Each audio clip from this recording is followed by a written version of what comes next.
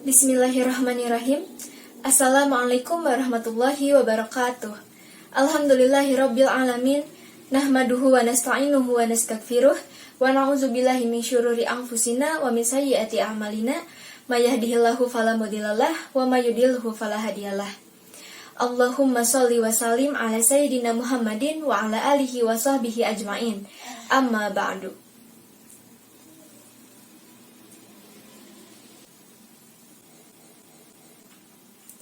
Perkenalkan, saya Anggi Putri Anggraeni dengan nomor induk mahasiswa 121701016, kelas Matematika A, jurusan Matematika angkatan 2021, Fakultas Sains dan Teknologi UIN Sunan Gunung Jati Bandung.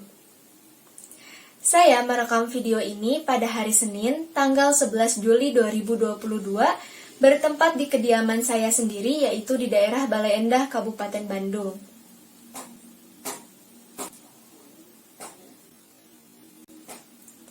Maksud dan tujuan saya membuat video ini adalah untuk memenuhi ujian akhir semester tipe 1 mata kuliah Aljabar Linear Elementer. Sebelumnya, saya ucapkan terima kasih kepada Allah Subhanahu wa Ta'ala yang telah memberikan rahmat dan hidayahnya kepada kita semua. Tidak lupa sholawat serta salam tercurah limpahkan kepada junjungan alam Nabi besar Muhammad SAW, kepada keluarganya, sahabatnya, serta kita semua selaku umatnya hingga akhir zaman. Terima kasih juga saya ucapkan kepada Bapak Dr. Arif Fathul Huda SSI MKom selaku dosen pengampu mata kuliah Aljabar Linear Elementer, serta terima kasih juga kepada semua pihak yang tidak bisa saya sebutkan satu persatu.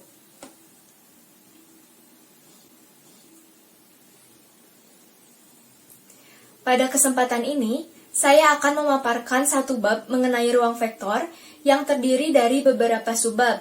Di antaranya yaitu ruang vektor, definisi dan contoh-contoh, ruang bagian, kebebasan linier, basis dan dimensi, perubahan basis, serta ruang baris dan ruang kolom. Pembahasan yang pertama yaitu mengenai ruang vektor. Ruang vektor merupakan suatu sistem-sistem matematika yang melibatkan penjumlahan dan perkalian dengan skalar. Topik utamanya di sini adalah ruang vektor.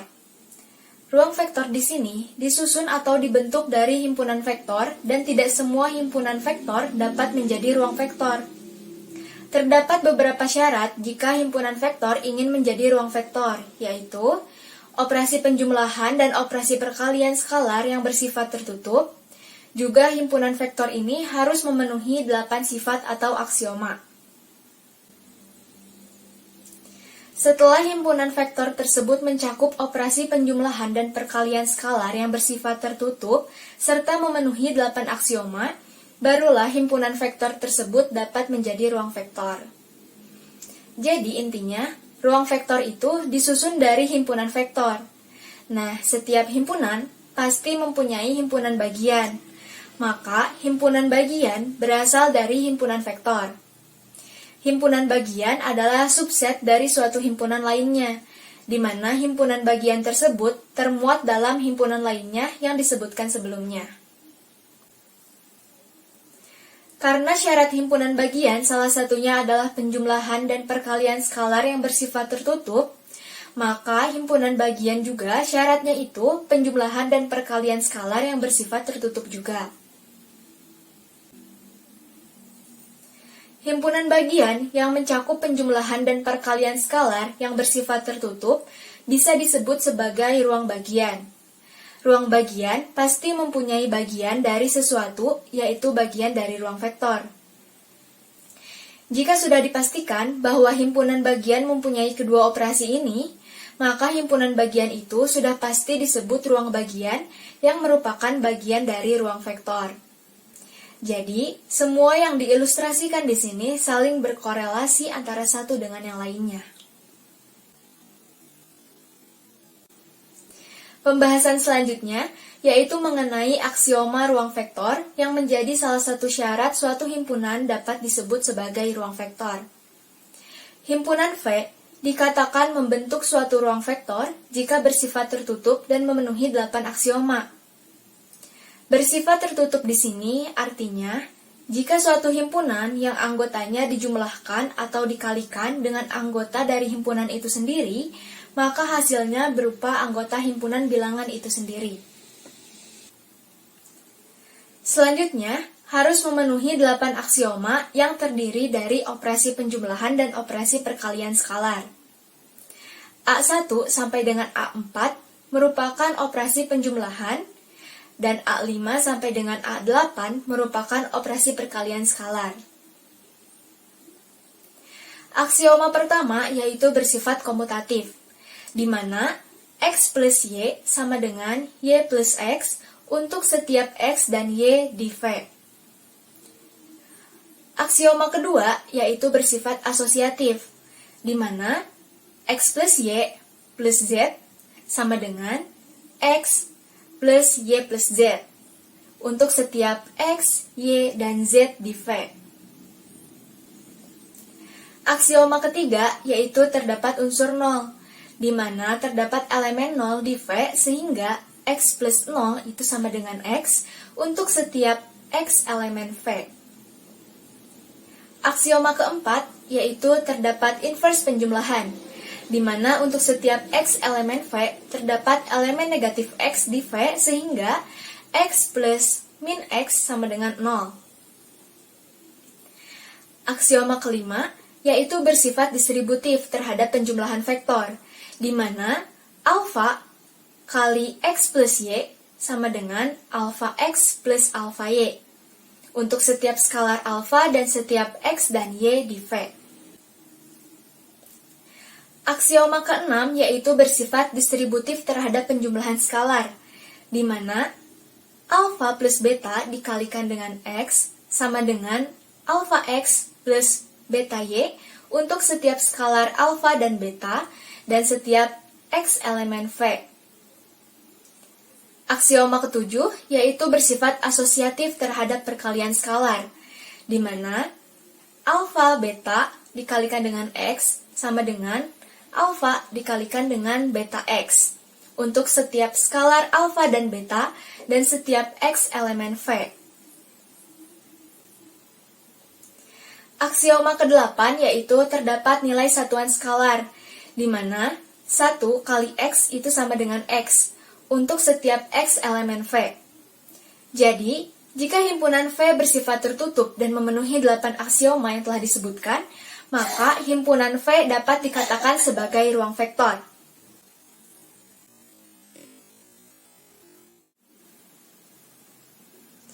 Pembahasan yang kedua yaitu definisi dan contoh-contoh, di mana di sini saya akan membahas ruang vektor Euclides, ruang vektor Rm kali N, ruang vektor CA, B, ruang vektor Pn, serta beberapa sifat tambahan dari ruang vektor dan disertai dengan beberapa contoh soal.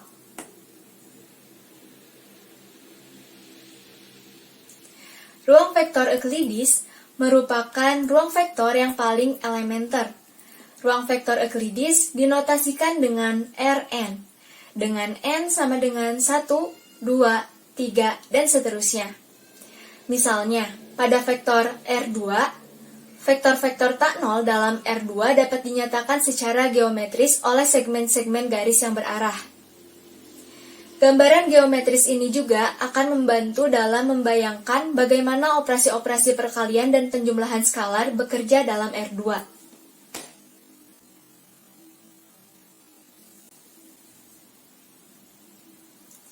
Di sini, saya akan membahas ilustrasi gambaran geometris dalam R2. Kasus yang pertama, jika diberikan satu vektor tak nol, yaitu X sama dengan X1, X2, maka kita mengasosiasikannya dengan segmen garis dalam bidang dari 0,0 ke X1, X2. Untuk lebih jelasnya mengenai ilustrasi gambaran geometris ini dapat dilihat pada gambar 1. Kasus yang kedua, jika kita menyamakan segmen-segmen garis yang memiliki panjang dan arah yang sama, maka X dapat dinyatakan oleh sembarang segmen-segmen garis. segmen garis tersebut dari A, B ke A plus X1, B plus X2. Untuk lebih jelasnya mengenai ilustrasi gambaran geometris ini dapat dilihat pada gambar 2. Dari penjelasan sebelumnya, sehingga dapat dinyatakan bahwa panjang Euclides dari suatu vektor X yaitu X sama dengan X1, X2. Sebagai panjang dari segmen garis berarah untuk menyatakan X. Jadi, panjang segmen garis dari 0,0 ke X1, X2 adalah akar dari X1 kuadrat ditambah X2 kuadrat. Untuk lebih jelasnya mengenai ilustrasi gambaran geometris ini dapat dilihat pada gambar 3. Sehingga dapat didefinisikan bahwa untuk setiap vektor X sama dengan X1, X2, dan setiap skalar alfa hasil kali alfa X, yaitu alfa dikalikan dengan X1, X2, sama dengan alfa X1, alfa X2.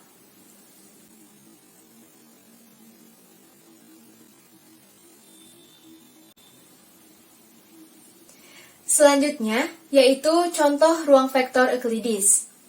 Di sini, saya mengambil ruang vektor Euclides pada R2. Vektor X sama dengan 2, 1 dapat dinyatakan oleh segmen garis berarah dari 2,2 ke 4,3 atau dari min 1, min 1 ke 1,0. Jadi, jika X sama dengan 2, 1, maka 3X sama dengan 6, 3. Min X sama dengan min 2, min 1. Dan min 2X sama dengan min 4, min 2. Untuk lebih jelasnya mengenai ilustrasi gambaran geometris ini dapat dilihat pada gambar. Nah, berdasarkan gambar, dapat dilihat bahwa jika vektor X memiliki arah yang sama dengan X, maka panjangnya 3 kali panjang X. Jika vektor min X memiliki panjang yang sama dengan X, maka arahnya berlawanan dengan X. Jika vektor min 2X memiliki panjang 2 kali panjang X, maka arahnya sama dengan min X.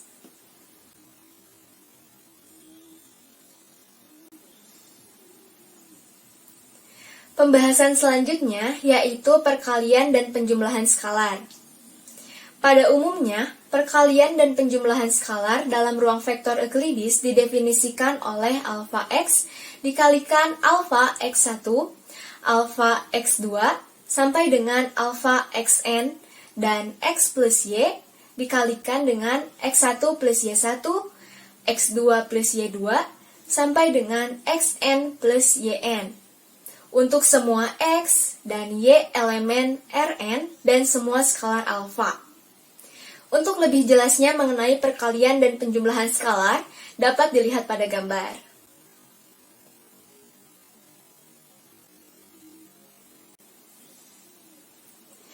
Kemudian, pembahasan selanjutnya yaitu mengenai ruang vektor Rm kali N.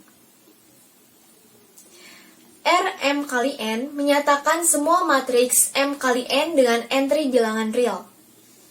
Jika A sama dengan Aij dan B sama dengan Bij didefinisikan sebagai matriks C sama dengan Cij yang berorde M kali N, di mana Cij sama dengan Aij ditambah Bij, dan jika diberikan skalar alfa, maka kita dapat mendefinisikan alfa A sebagai matriks M kali N, di mana entry ke Ij adalah alfa Aij.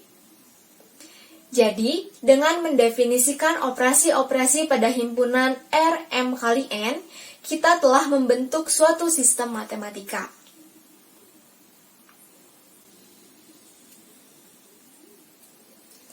Kemudian selanjutnya, yaitu pembahasan ruang vektor CA, B. Misalkan, CA, B menyatakan himpunan semua fungsi bernilai real yang didefinisikan dan kontinu pada interval tertutup A, B. Jumlah f plus g dari dua fungsi c, a, b didefinisikan oleh f plus gx sama dengan alfa fx untuk semua x di a, b. Jika f adalah fungsi di c, a, b dan alfa suatu bilangan real, maka alfa f didefinisikan oleh alfa fx sama dengan alfa fx untuk semua x di a, b.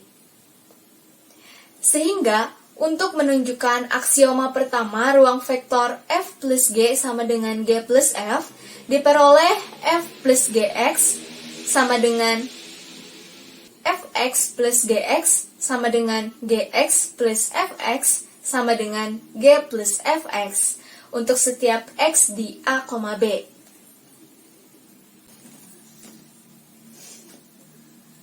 Selanjutnya yaitu ruang vektor Pn. Misalkan, Pn adalah himpunan semua polinom dengan derajat lebih kecil dari n.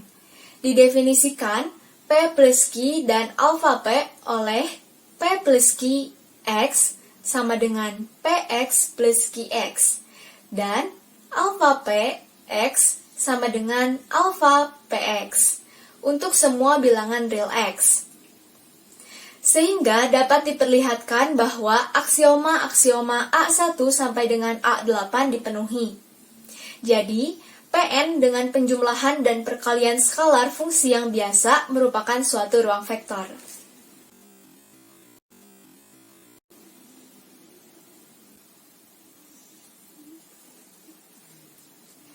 Pembahasan yang selanjutnya yaitu sifat-sifat dari ruang vektor. Beberapa sifat-sifat dari ruang vektor tercantum dalam Teorema 311. Teorema 311. Jika V adalah ruang vektor dan X adalah sembarang elemen dari V, maka pernyataan pertama, 0 dikalikan dengan X sama dengan 0. Yang kedua, X plus Y sama dengan 0 berakibat Y sama dengan min X, yang artinya inverse penjumlahan dari X adalah tunggal. Dan yang ketiga, min 1 dikalikan dengan X yaitu sama dengan min X.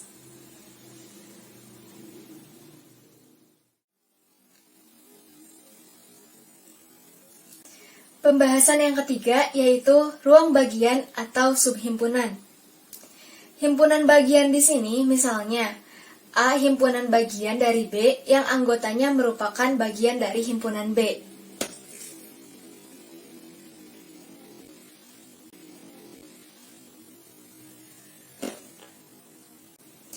Ruang vektor ini dibentuk oleh himpunan vektor. Himpunan vektor dapat terbentuk karena memiliki anggota yang terdiri dari vektor-vektor. Kita akan mengamati vektor-vektor yang menjadi himpunan vektor tersebut. Vektor-vektor, artinya banyak vektor. Hal yang harus diperhatikan di sini adalah adanya konsep kombinasi linear. Ilustrasi dari kombinasi linear yang sederhananya itu seperti yang tertera pada layar. Misalkan mempunyai 3 vektor, katakanlah V1, V2, dan V3. Kemudian terdapat vektor baru, yaitu V4, yang dibentuk dari perkalian skalar berikut. Suatu vektor mungkin dibentuk oleh vektor-vektor lain dengan cara kombinasi linear seperti vektor V4 ini, tetapi tidak ada kata sifat tertutup dalam kombinasi linear. Jadi, sangat mungkin sekali vektor yang banyak ini dibentuk oleh vektor yang lain. Ambil vektor dari anggota himpunan vektor yang telah membentuk ruang vektor. Misalnya, ambil 3 vektor. Ada V1, V2, dan V3 yang merupakan elemen dari himpunan vektor ini.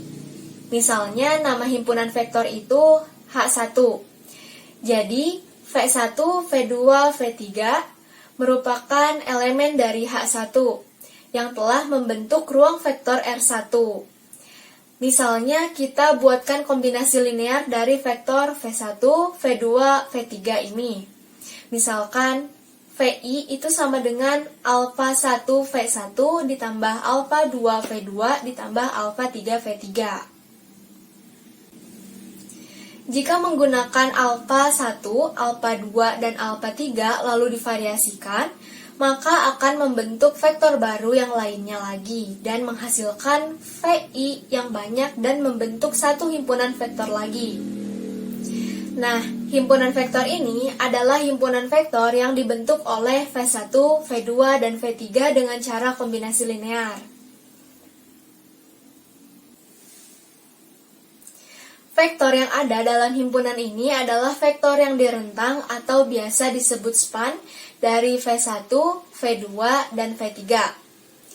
Jadi, V1, V2, V3 di sini disebut sebagai perentang atau spanning. Dengan menggunakan kombinasi linear, kita dapat menghasilkan banyak vektor. Vektor yang banyak ini dapat dijadikan himpunan span, yaitu himpunan yang anggotanya hasil rentangan.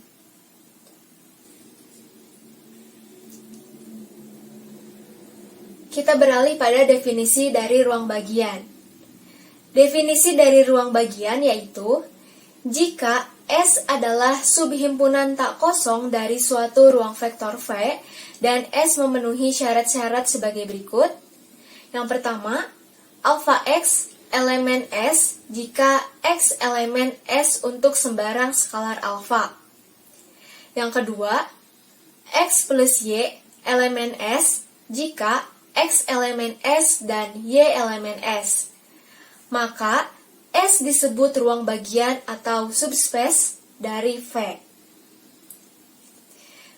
Dengan terdapat catatan di sini, bahwa dalam suatu ruang vektor V diperlihatkan bahwa himpunan kosong dan V adalah ruang bagian dari V. Semua ruang bagian yang lain disebut sebagai ruang bagian sejati atau proper subspaces.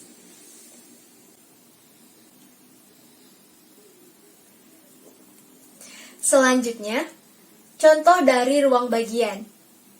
Misalkan, S sama dengan suatu himpunan A elemen R 2 kali 2, di mana A12 itu sama dengan min A21.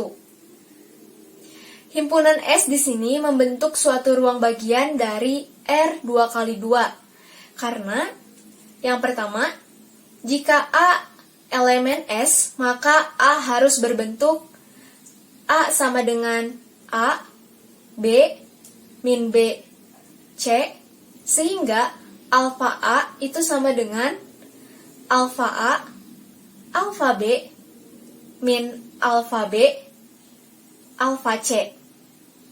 Karena entry 2,1 dari alfa A adalah negatif dari entry 1,2, maka alfa A elemen S.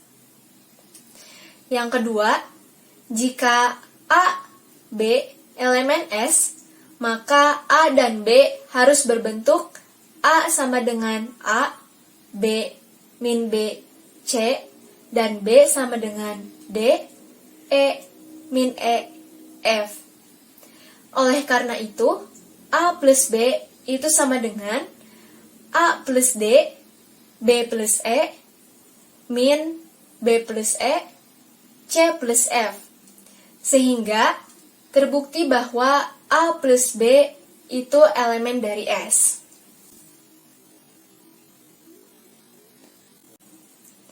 Dalam ruang bagian, terdapat istilah kernel atau null space dari matriks. Misalkan, A adalah matriks M kali N. Misalkan, NA menyatakan himpunan semua penyelesaian dari sistem homogen AX sama dengan 0. Jadi, NA itu sama dengan suatu himpunan X elemen Rn di mana AX itu sama dengan 0. Jika X elemen NA dan alfa suatu skalar, maka A alfa X sama dengan alfa AX ditambah AY sama dengan 0 ditambah 0 sama dengan 0. Oleh karena itu, X plus Y elemen dari NA. Himpunan semua penyelesaian dari sistem homogen AX sama dengan 0 membentuk ruang bagian R pangkat N. Ruang bagian NA di sini disebut kernel atau ruang 0.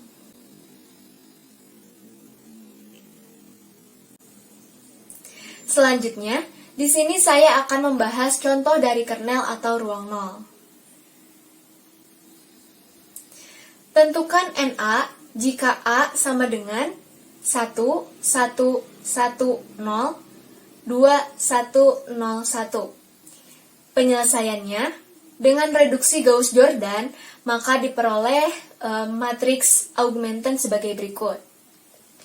Bentuk eselon baris tereduksi melibatkan dua peubah bebas X3 dan X4. X1 sama dengan X3 min X4, dan X2 sama dengan min 2X3 ditambah X4. Jadi dapat didefinisikan X3 itu sama dengan alfa dan X4 itu sama dengan beta. Maka diperoleh X sama dengan alfa min beta, min 2 alfa plus beta, alfa, beta. Sama dengan alfa dikalikan dengan 1 min 2, 1, 0, ditambah beta dikalikan min 1, 1, 0, 1. Yang merupakan penyelesaian dari AX sama dengan 0. Ruang vektor NA terdiri dari semua vektor berbentuk alfa dikalikan dengan 1 min 2, 1, 0, ditambah beta dikalikan dengan min 1, 1, 0, 1, di mana alfa dan beta di sini adalah skalar.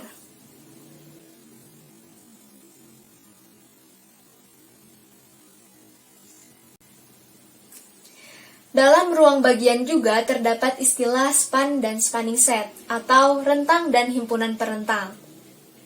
Misalkan, V1, V2, sampai dengan Vn adalah vektor-vektor dalam suatu ruang vektor V. Jumlah vektor-vektor berbentuk alfa 1 V1 ditambah alfa 2 V2 ditambah sampai dengan alfa n Vn, di mana alfa 1 sampai dengan alfa n adalah skalar-skalar, maka disebut suatu kombinasi linear dari V1, V2 sampai dengan Vn. Himpunan semua kombinasi linear dari V1, V2 sampai dengan Vn disebut rentang atau span dari V1, V2 sampai dengan Vn. Rentang dari V1, V2 sampai dengan Vn dinyatakan dengan rentang V1, V2 sampai dengan Vn. Jadi, rentang yaitu himpunan semua kombinasi linear dari V1, V2 sampai dengan Vn.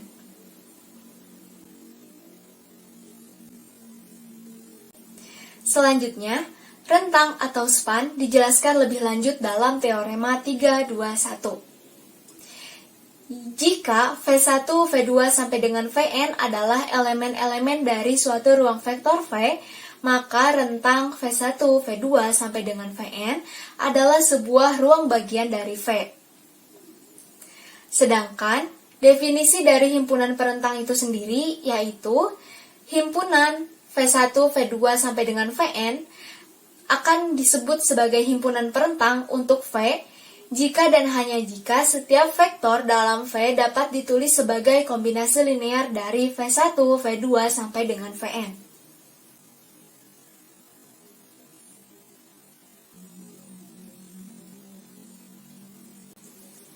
Selanjutnya di sini terdapat contoh soal terkait materi rentang dan himpunan perentang.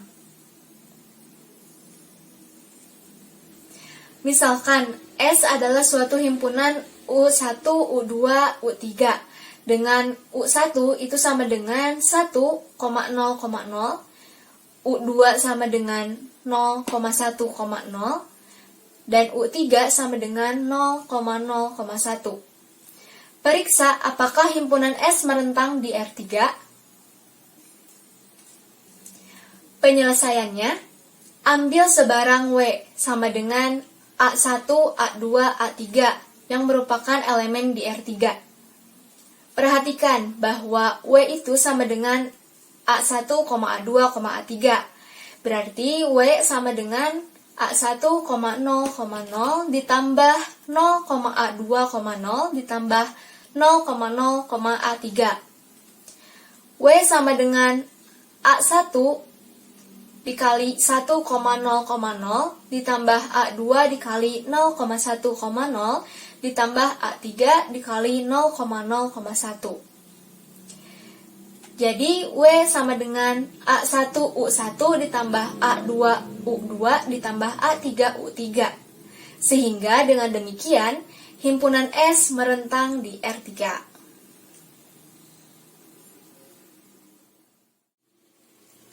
Pembahasan yang keempat yaitu kebebasan linier. Untuk melihat bagaimana mencari himpunan perentang yang minimal, maka perlu diperhatikan bagaimana vektor-vektor di dalam himpunan tersebut saling bergantung satu sama lain. Maka dari itu, di sini saya akan memperkenalkan konsep-konsep bergantung linier atau linearly dependent dan bebas linier atau linearly independent.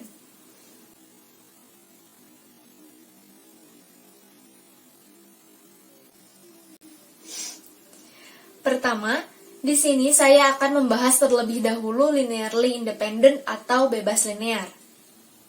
Vektor-vektor V1, V2, sampai dengan Vn dalam ruang vektor V disebut bebas linear atau linearly independent jika C1, V1 ditambah C2, V2 ditambah sampai dengan Cn, Vn sama dengan 0.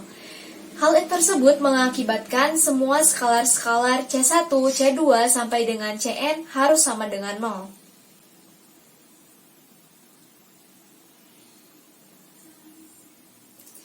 Kemudian, di sini saya akan membahas contoh soal terkait materi bebas linear. Vektor 1, 1 dan 1, 2 adalah bebas linear, karena jika C1 dikalikan dengan 1, 1 ditambah C2 dikalikan dengan 1, 2 itu sama dengan 0,0, maka C1 ditambah C2 itu sama dengan 0, dan C1 ditambah 2C2 itu sama dengan 0 juga. Sehingga terbukti bahwa penyelesaian sistem adalah C1 sama dengan 0 dan C2 sama dengan 0.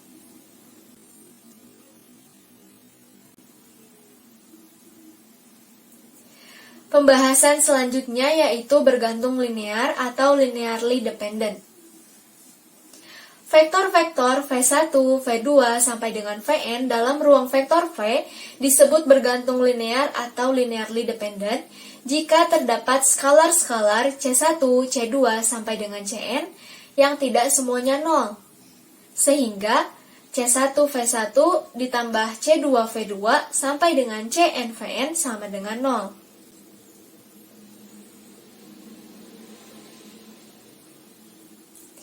Kemudian di sini terdapat contoh soal terkait materi bergantung linear atau linearly dependent.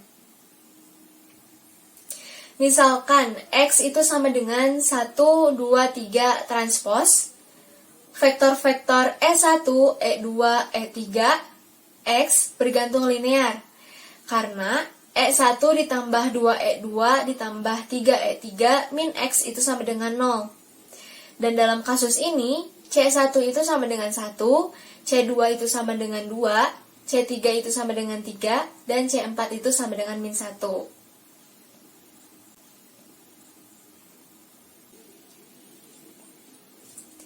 Materi mengenai bebas linear dan bergantung linear dijelaskan lebih rinci dalam teorema 331 dan juga teorema 332.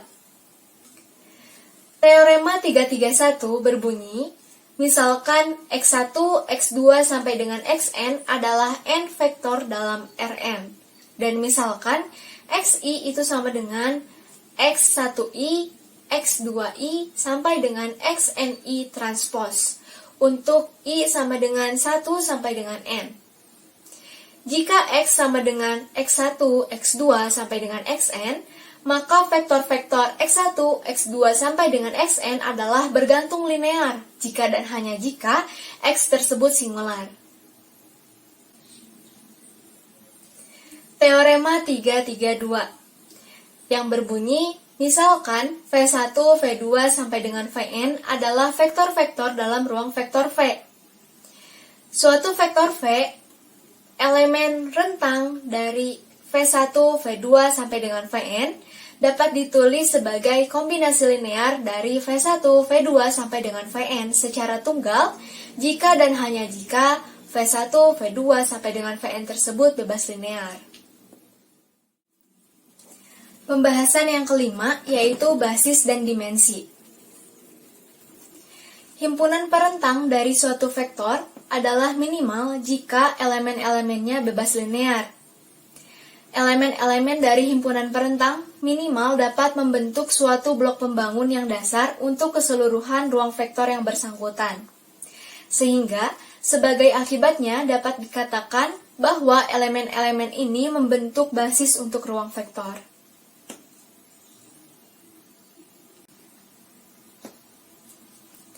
Himpunan perentang yang elemen-elemennya bebas linear dapat disebut sebagai ruang vektor.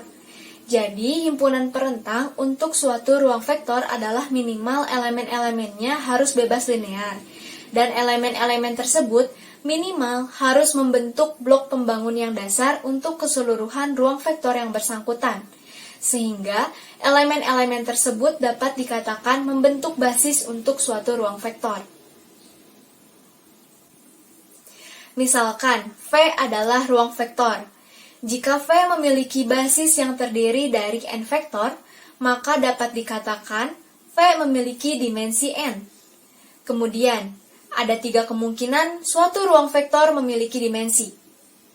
Misal, ruang bagian 0 dari ruang vektor V berarti ruang vektor V memiliki dimensi 0. Lalu misalkan terdapat himpunan berhingga vektor yang merentang di V.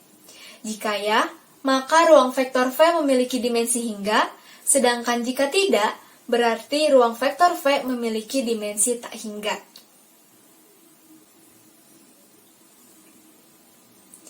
Di sini saya akan membahas definisi dari basis. Vektor-vektor V1, V2 sampai dengan Vn membentuk basis untuk suatu ruang vektor V jika dan hanya jika syarat yang pertama, V1, V2 sampai dengan Vn bebas linear, dan yang kedua, V1, V2 sampai dengan Vn merentang di V.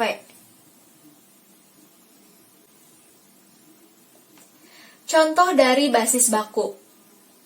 Misalnya, basis baku untuk R3 adalah suatu himpunan E1, E2, E3. Akan tetapi, terdapat banyak basis yang dapat dipilih untuk R3. Sebagai contoh, yang pertama itu ada 111, 011, 201, dan 111, 110, 101. Kedua-duanya adalah basis untuk R3, sehingga sembarang basis untuk R3 pasti memiliki tepat 3 elemen.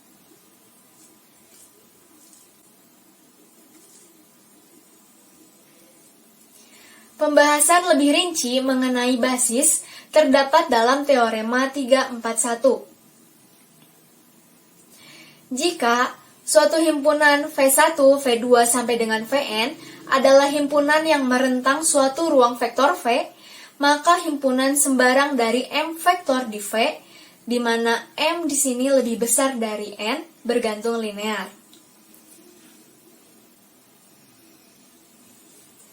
Sebagai akibat dari teorema 341 yaitu, jika himpunan V1, V2 sampai dengan Vn dan himpunan U1, U2 sampai dengan UM, kedua-duanya adalah basis untuk suatu ruang vektor V, maka N sama dengan M. Dengan meninjau kembali akibat 342, memberikan arti bahwa banyaknya elemen dari sembarang basis untuk suatu ruang vektor yang diketahui sebelumnya. Selanjutnya, saya akan membahas mengenai definisi dimensi. Misalkan, V adalah ruang vektor. Jika V memiliki basis yang terdiri dari n vektor, maka dapat dikatakan bahwa V memiliki dimensi n. Ruang bagian himpunan kosong dari V dikatakan memiliki dimensi 0. V dikatakan memiliki dimensi hingga jika terdapat himpunan berhingga vektor yang merentang V. Jika tidak demikian halnya, maka dapat dikatakan bahwa V memiliki dimensi tak hingga.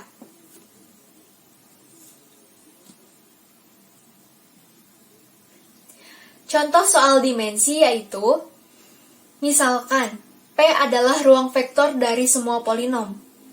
Tujuannya untuk memperlihatkan bahwa P berdimensi tak hingga.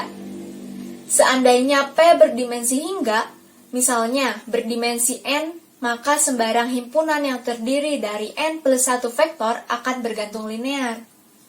Akan tetapi, 1x, x kuadrat sampai dengan xn bebas linear, karena W1x, x kuadrat sampai dengan xn itu lebih dari 0. Oleh karena itu, P tidak mungkin berdimensi n. Karena jika sembarang, P pasti berdimensi tak berhingga. Sehingga dapat menunjukkan bahwa C, A, B ini berdimensi tak hingga.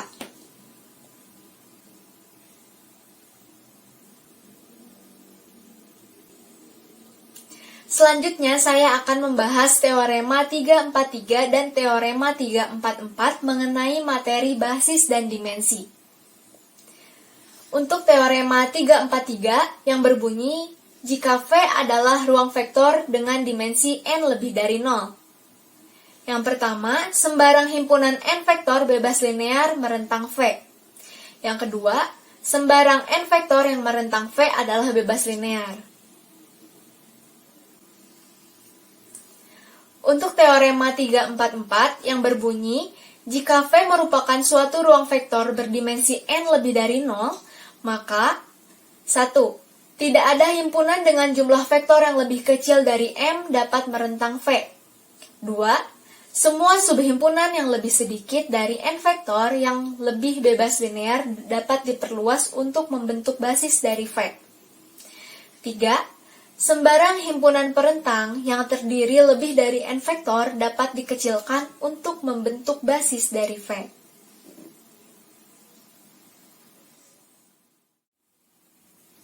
Pembahasan yang keenam yaitu perubahan basis. Dalam subbab ini, saya akan membahas bagaimana merubah suatu sistem koordinat ke sistem koordinat yang lain dengan cara mengalihkan suatu vektor koordinat X yang diketahui dengan suatu matriks tak singular S, sehingga didapatkan hasil kali Y sama dengan SX yang akan menjadi vektor koordinat untuk sistem koordinat yang baru.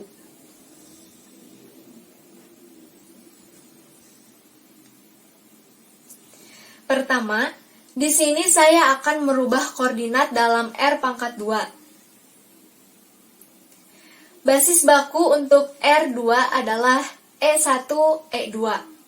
Sembarang vektor X apapun dalam R2 dapat ditulis sebagai kombinasi linear. X sama dengan X1, E1 ditambah X2, E2. Skalar-skalar X1 dan X2 dianggap sebagai koordinat dari X relatif terhadap basis baku. Untuk sembarang basis Y, Z untuk R2 berdasarkan teorema 332, maka vektor X yang diketahui dapat ditulis secara tunggal sebagai kombinasi linear X sama dengan alfa Y ditambah beta Z. Skalar-skalar alfa dan beta di sini adalah koordinat dari X relatif terhadap basis Y, Z. Sehingga Y merupakan basis pertama dan Z basis kedua yang melambangkan basis terurut sebagai Y, Z. Pilih vektor beta alfa transpos sebagai vektor koordinat dari X relatif terhadap Y, Z. Maka perlu membalikkan urutan vektor menjadi Z, Y. Vektor koordinat relatif terhadap Z, Y akan menjadi alfa beta transpos. Jadi, suatu basis dapat dinyatakan dengan menggunakan angka yang berada di bawah, seperti U1, U2. Maka angka yang berada di bawah yang digunakan akan menetapkan urutan dari vektor basis. Contoh merubah koordinat dalam R pangkat 2. Misalkan, Y sama dengan 2, 1 transpos, dan Z sama dengan 1, 4 transpos. Vektor-vektor Y dan Z bebas linear sehingga membentuk basis untuk R2. Vektor X itu sama dengan 7,7 transpos, maka dapat ditulis sebagai kombinasi linear X sama dengan 3Y plus Z. Jadi, vektor koordinat dari X relatif terhadap Y, Z adalah 3, 1 transpos. Setelah merubah koordinat, maka diperlukan untuk mengganti koordinat dengan koordinat yang baru. Jika diketahui suatu vektor, X sama dengan X1, X2 transpos sama dengan X1, E1 ditambah X2, E2, maka tinggal mengalikannya dengan U pangkat min 1 untuk mencari vektor koordinatnya relatif terhadap U1, U2. U pangkat min 1 di sini adalah matriks transisi dari E1, E2 ke U1, U2.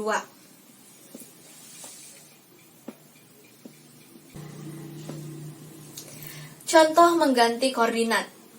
Misalkan U1 itu sama dengan 3, 2 transpos, U2 itu sama dengan 1, 1 transpos, dan X sama dengan 7, 4 transpos.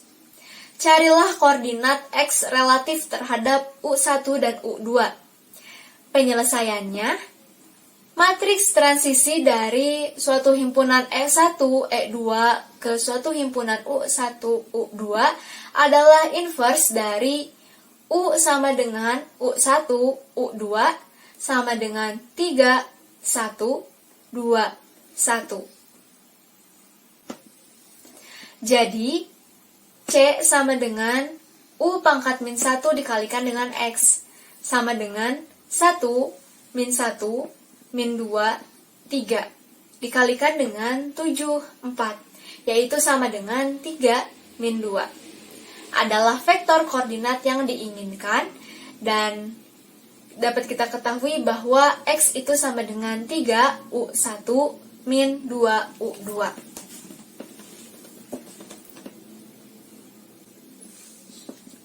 Selanjutnya yaitu perubahan basis untuk ruang vektor umum. Pembahasan mengenai merubah koordinat dan mengganti koordinat dapat dengan mudah digeneralisasikan untuk diterapkan pada ruang vektor berdimensi hingga yang sembarang. Definisi dari perubahan basis yaitu, misalkan V adalah suatu ruang vektor, dan misalkan E itu sama dengan V1, V2 sampai dengan Vn, adalah basis terurut untuk V. Jika V adalah sembarang elemen dari V, maka V dapat ditulis dalam bentuk V sama dengan C1, V1 ditambah C2, V2 sampai dengan Cn, Vn, di mana C1, C2 sampai dengan Cn di sini adalah skalar. Jadi, di sini kita dapat mengasosiasikan setiap vektor V menjadi suatu vektor tunggal. Suatu vektor tunggal C dalam Rn, yaitu vektor C yang didefinisikan dengan cara ini disebut vektor koordinat dari V relatif terhadap basis terurut E. Sedangkan suku-suku CI disebut koordinat-koordinat dari V relatif terhadap E.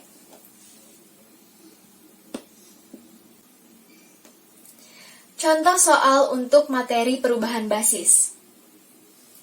Misalkan, E sama dengan V1, V2, V3 sama dengan 1, 1, 1 transpos, 2, 3, 2 transpos, 1, 5, 4 transpos. F sama dengan U1, U2, U3 sama dengan 1, 1, 0 transpos, 1, 2, 0 transpos, 1, 2, 1 transpos. Carilah matriks transisi dari E ke F jika X sama dengan 3V1 ditambah 2V2 dikurangi V3, dan Y sama dengan V1 dikurangi 3V2 ditambah 2V3. Carilah koordinat-koordinat dari X dan Y relatif terhadap basis berurut F. Penyelesaiannya, matriks transisinya yaitu U inverse V. Dapat dilihat perhitungannya pada layar, sehingga didapatkan suatu matriks 1, 1, min 3, min 1, min 1, 0, 0, 0, 1.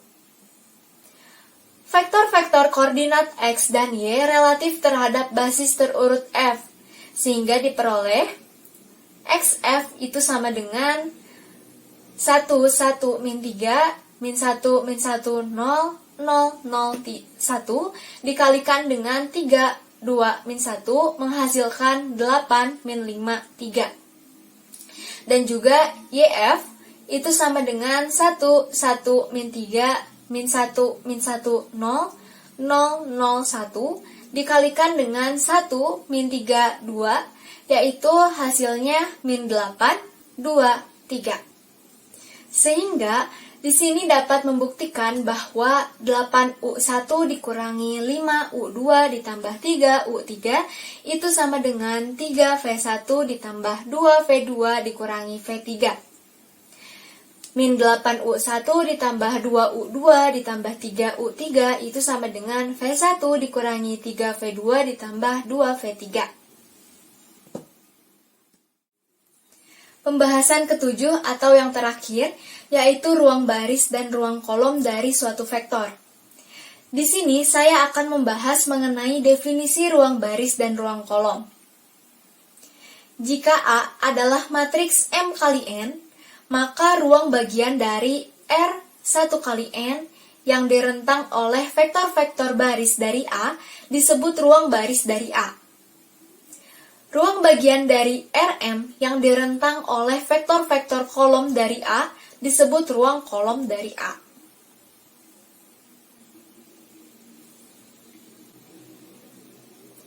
Berikut merupakan contoh dari ruang baris dan ruang kolom. Misalkan, A sama dengan 1, 0, 0, 0, 1, 0. Ruang baris dari A adalah himpunan ketiga tupel yang berbentuk alfa 1, 0, 0 ditambah beta 0, 1, 0, yaitu sama dengan alfa, beta, 0. Ruang kolom dari A adalah himpunan ketiga tupel yang berbentuk alfa 1, 0 ditambah beta 0, 1 ditambah gamma 0, 0, yaitu sama dengan alfa, beta. Jadi, ruang baris dari A adalah ruang bagian berdimensi 2 dari R1 kali 3, dan ruang kolom dari A adalah R2.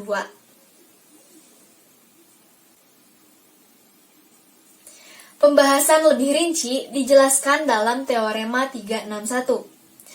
Teorema 361 berbunyi, dua matriks yang ekivalen baris memiliki ruang baris yang sama. Dan di sini terdapat suatu definisi, yaitu rank dari suatu matriks A adalah dimensi dari ruang baris dari A. Konsep ruang baris dan ruang kolom berguna dalam studi sistem-sistem linear. Di sini terdapat catatan, AX sama dengan B adalah konsisten jika dan hanya jika B berada dalam ruang kolom dari A. Terdapat teorema 362 yang berbunyi, misalkan A adalah matriks M kali N. Sistem linear AX sama dengan B adalah konsisten untuk setiap B elemen Rm jika dan hanya jika vektor-vektor dari A merentang Rm. Sistem AX sama dengan B memiliki paling banyak satu penyelesaian untuk setiap B elemen Rm, jika dan hanya jika vektor-vektor kolom dari A tersebut bebas linear. Berdasarkan teorema 362 yang telah dijelaskan sebelumnya, maka muncullah akibat yang berkesinambungan dengan teorema tersebut, yaitu di sini terdapat akibat 363. Suatu matriks A berorde M kali N adalah tak singular jika dan hanya jika vektor-vektor kolom dari A membentuk basis untuk Rn. Juga di sini terdapat teorema 364 yang berbunyi jika A adalah matriks M kali N, maka rank dari A ditambah nulitas dari A sama dengan N. Teorema yang selanjutnya yaitu ada teorema 365. Jika A adalah matriks M kali N, maka dimensi ruang baris dari A sama dengan dimensi ruang kolom dari A.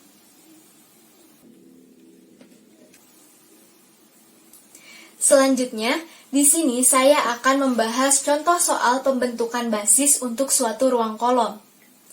Misalkan, terdapat suatu matriks A yang terdiri dari 4 baris dan juga 5 kolom, seperti yang tertera pada layar.